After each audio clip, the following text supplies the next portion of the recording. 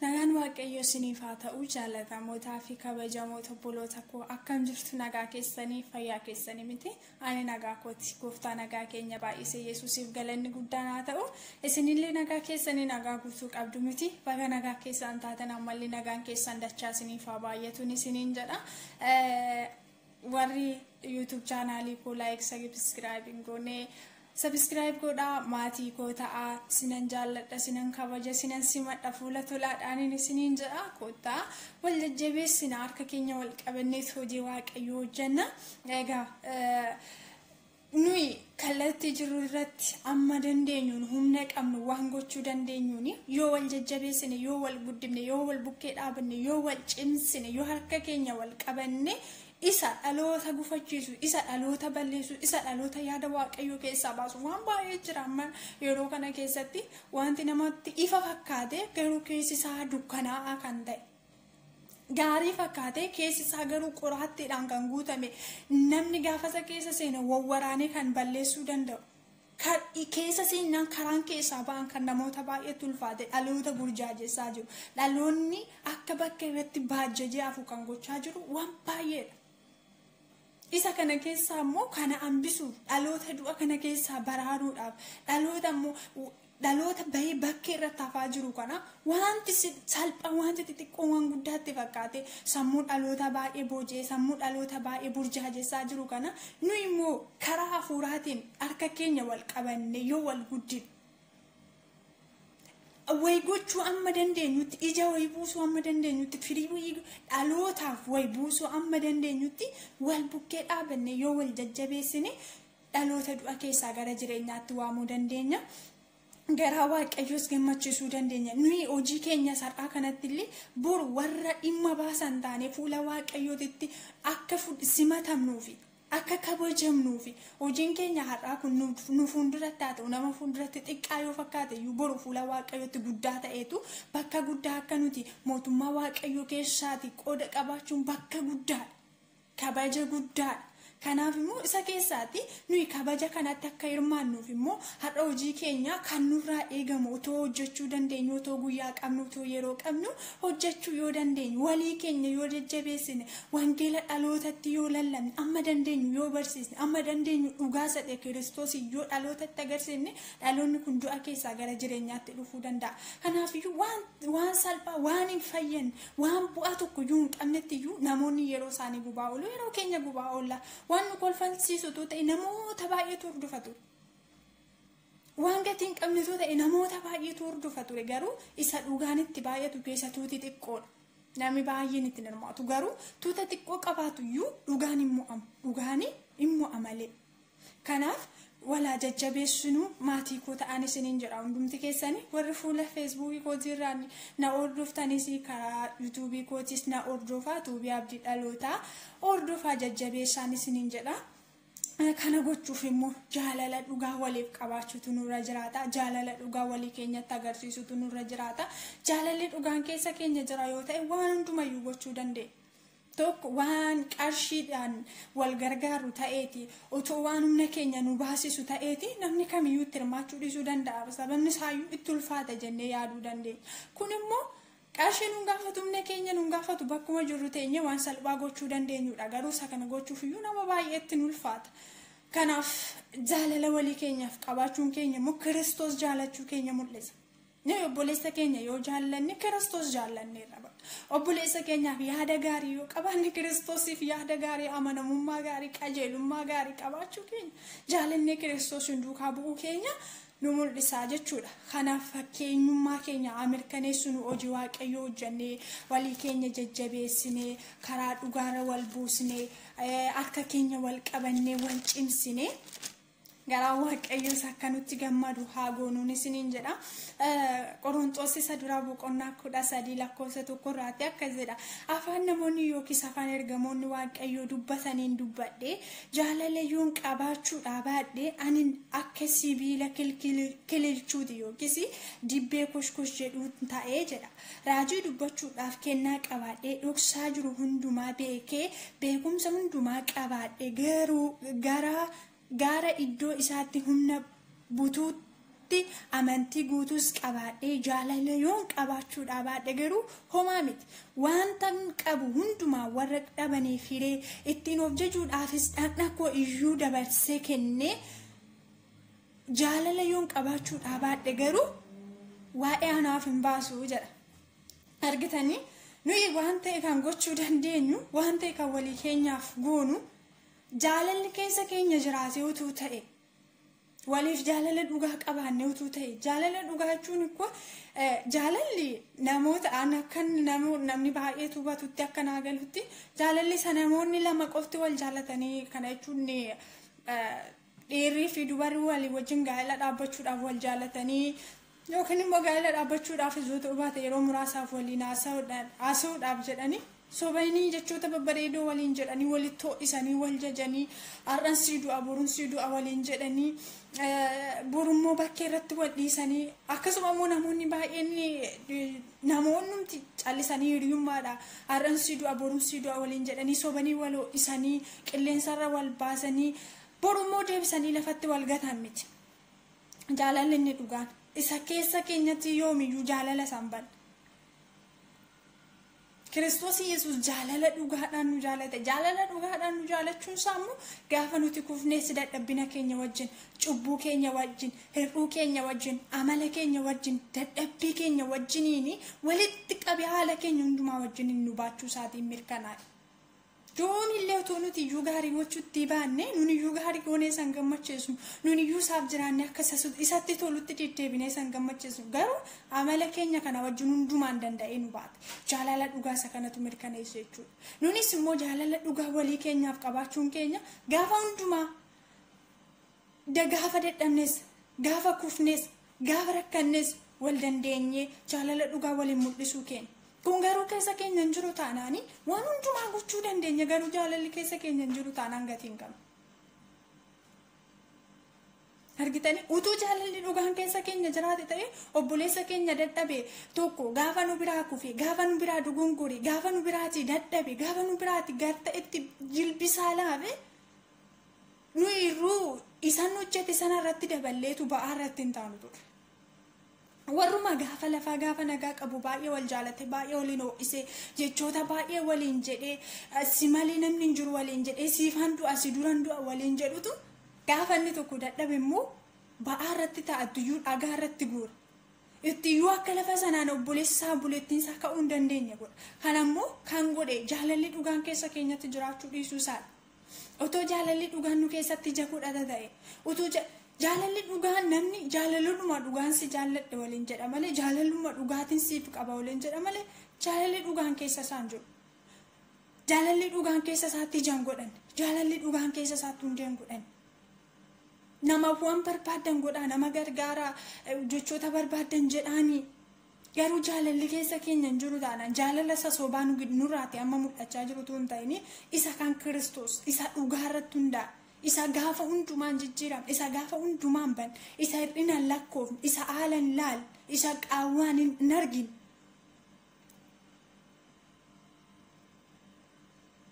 Isadha jaalalli inni dhugaan, inni Kiristoos hin gammachiisu, inni fakkeenyummaa keenya mul'isu.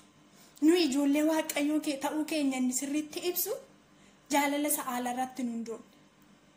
Kanaaf immoo jaalala dhugaa waliif qabaachuun keenya gaafa dadhabne wal jajjabeessuu keenya gaafa tokko nu biraatti guddate way gochuudhaaf yaalu tarkaanfachuu barbaadu gadi qabne osoo hin ta'e haamileessa cabsine osoo hin ta'e ajjeesuudhaaf karaa barbaaddanne osoo hin ta'in harka qabnee bukkee dhaabbannee jajjabeessuu keenyaa mirkanaa.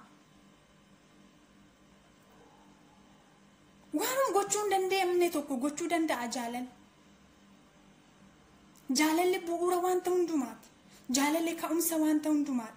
Jaalalli jalqaba wanta hundumaati. Jaalalli inni kam jaalalli inni dhugaan. Isa sobarratti har'a qilleensa irratti sobaan jaalalli olii gadu ugguramaa jiru tuun ta'ini jaalalli inni dhugaan. Jaalalli inni Kiristoos hin gammachiisu. Har'a namuma waa'ee jaalalaa walitti haasa'u obbolootuma shaamarranuma ati hiriyaa kooti sin jaaladha waliin jedhan walitti haasa'u amanuu rakkisaa. Namuma dhiirriif dubarri tokko gaafa sin jaaladha waliin jedhu dhuguma jaalala jechuun rakkisaadha hin jiru waan ta'eef. Jaalala yeroo muraasaa nuyi hundumti keenya kan waliif qabnu jaalala yeroo muraasaa. Jaalala xiqqoo sa'aatii xiqqooti. Garuu sa'aatii xiqqoodhaan booda duwwaadha. Sababni isaayyuu haala irratti hundoofneeti yeroo sanaaf kan ka'an.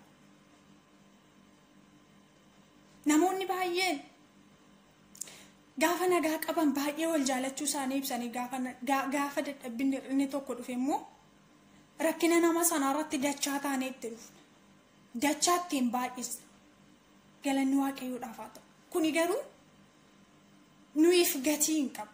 Fuula Waaqayyootti hojii kamiyyuu gaarummaa kamiyyuu hojjanna jennee yoo goone lallabaa yoo ollakkamaan qoonqoon keenya nu dhukkuba malee yeroo keenya gubna malee hin barreessina yoo ta'e harka keenya dadhabsiisnee yaada keenya dadhabsiisnee yeroo keenyatti gubna malee gatii nuuf hin qabu.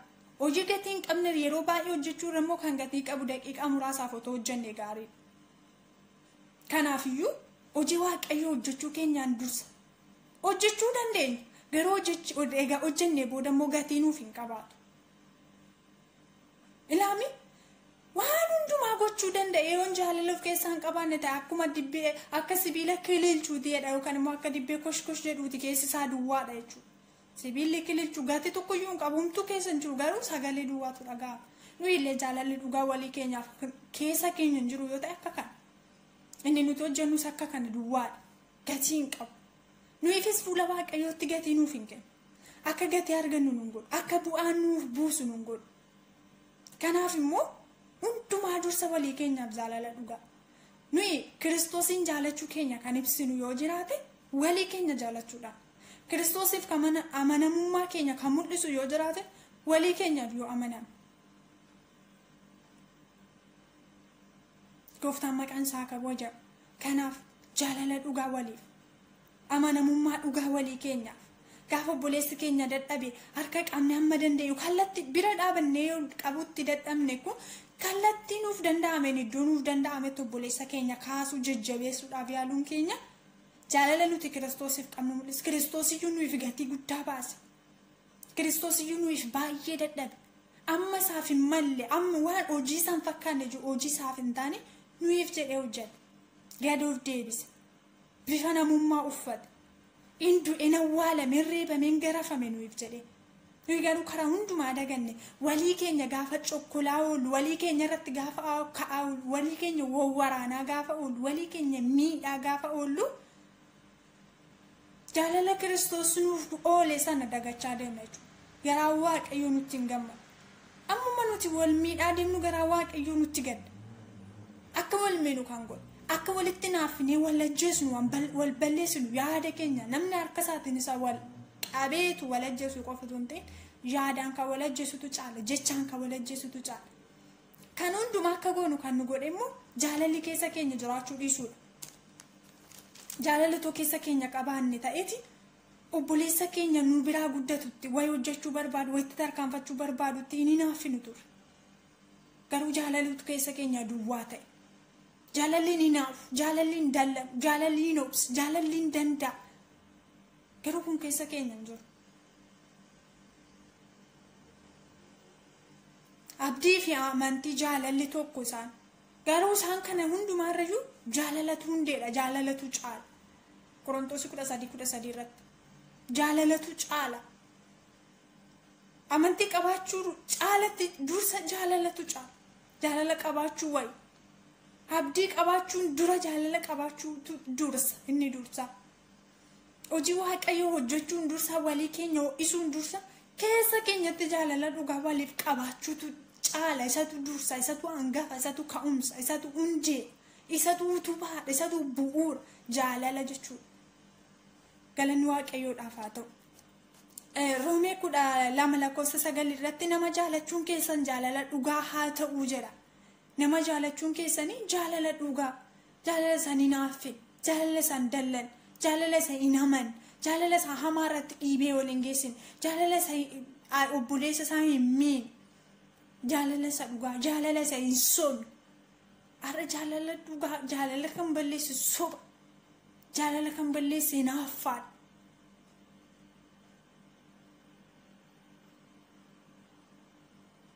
Kanaaf immoo nama jaalachuun keessan jaalala isa dhugaa haa ta'u. Jaalala obbolummaatiin ho'isnee walii keenya jaalachuu akka dandeenyu gooftaan nu gargaara. yoo akkas ta'e karaa hundumaan wal jajjabeessin, karaa hundumaan wal guddin, karaa hundumaan wal bukkee dhaabban, karaa hundumaan cimii waliin jenna. Utoo jaalalli dhugaan keessa keenya jiraate hinaaffaan waxalee garaa keenya hin gubu. Walii keenya irratti har'a hinaaffaan nu guute namoonni hinaaffaadhaan keessi keenya gurraacha'e baay'ee keenyatu jira. Sababni isaayyuu jaalalatu keessa keenya obbolaan walirratti naafu. Abbaa manaa fi haati manaa walirratti naafu. Qaama foon tokko ta'aniitu jirani. Namuma waliin beeknetu immoo bakkeedha namuma dhimma waliin qabne waliin beekne waa'een isaan galchinetu walirratti naafu. Waa'ee nama sanaayyuu hin beeku nama sanaayyuu hin beeku garuu hinaaffaan keessa isaa guba. Jaalalli namummaadhuma keenyaan iyyuu wal jaalachuu qabna kun waan fira taaneef miti. Waan wal beeknuuf miti. Waan hiriyaa taaneef miti. Waan ta'e waliif goonee wal oolchine wal gargaarreef miti. Namummaa keenya wal jaalachuutti qabna. Nama ta'uun keenya wal nu jaalachiisuu qaba. Waan biyya tokko taaneef miti. Waan godina tokko taaneef miti. Waan aanaa tokko taaneef miti. Namummaan keenya wal nu jaalachiisuu qaba. Waan qomoo tokko taaneef utuu hin ta'in namummaan keenya wal nu jaalachiisuu qaba. Kiristoos qomoodhaan nu qoodee, biyyaan nu qoodee, gandaan nu qoodee, haalaan nu qoodee, bifaan nu qoodee miti kan nu jaallate. Walitti qabaan namummaa keenya jaallate. Dhala namaa hunduma jaallate. Nuyis immoo dhala namaa hundumayyuu namummaa isaatiin jaallachuutti qaba.